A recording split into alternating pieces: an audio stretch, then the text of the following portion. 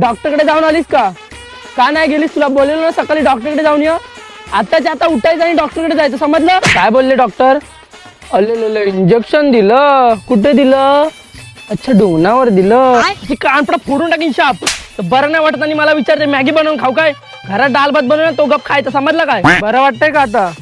हा, थोडं बरं वाटतंय ना? मग घरातच बसायचं, नाहीतर जाशील मैत्रिणींसोबत हिंडायला. बिल्डिंगच्या खाली आहे, तुला डेअरी मिल्क घेऊन येतोय.